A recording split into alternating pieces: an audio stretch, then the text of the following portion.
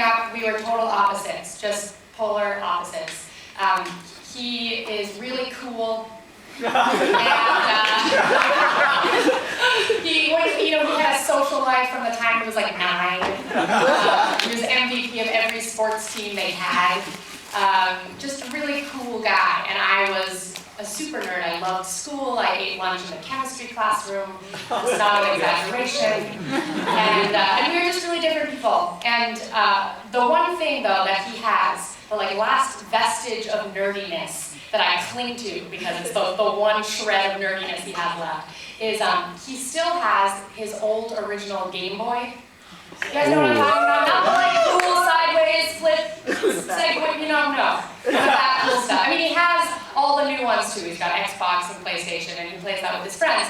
But on some nights when he just needs to mellow out and take it easy, he'll pick up his old Game Boy. But he only has one game left for this Game Boy, and that game is Pokemon. Yes! For the over 40 crowd, Pokemon is a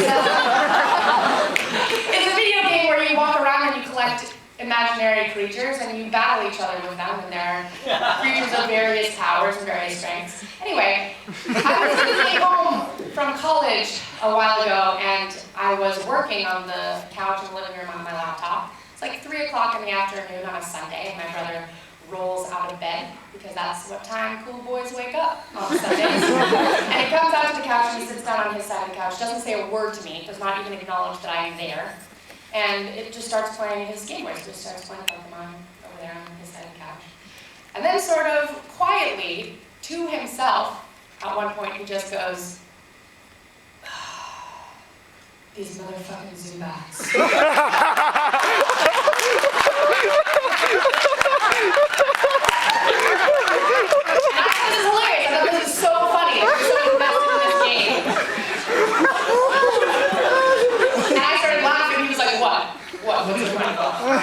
So I've been missing him a lot. I don't get to see him that much when we're on tour. I've been missing him a lot. And so I recently posted on his Facebook wall, I just said, these motherfucking Zubats.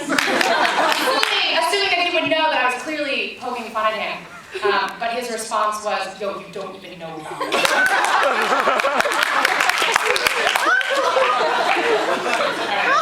So I wrote this for him. Brother, you jaywalked your way out of the womb. I would recognize you anywhere. From the hiccup in your swagger, tell me, where in the world did you find all that thunder?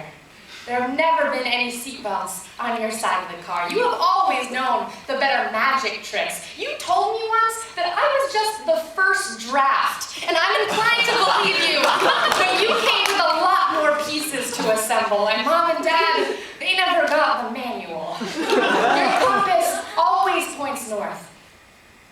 But it's a bit of a crapshoot as to whether or not you'll ever really walk in that direction. And I like that. It keeps people on their toes. On the merry-go-round of your life, the carousel ponies are all narwhals. Their horns point straight up. The day they build you a constellation, it will be the entire F-train, spread across the middle. You will be a satellite who dips in and out of every single car the instant the train comes to a stop, pissing off everybody on the subway platform and kicking up stardust in your wake. You can solve the Law and Order before the first commercial break. Once, when you were 7, you came into the kitchen and asked Mom, does my name begin with the letter P because P is the 16th letter of the alphabet and I was born on June 16th? And is Sarah just Sarah because S is the 19th letter and she was born on the 19th day of June?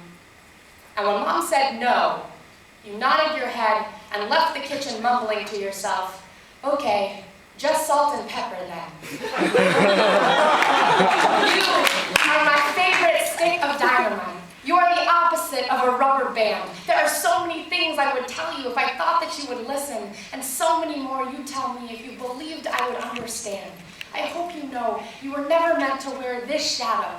In fact, I'm the one who always steals your shoes, but is that my sweatshirt you're wearing? It's okay. You can keep it. I won't tell your secret. In fact, it really does look better on you.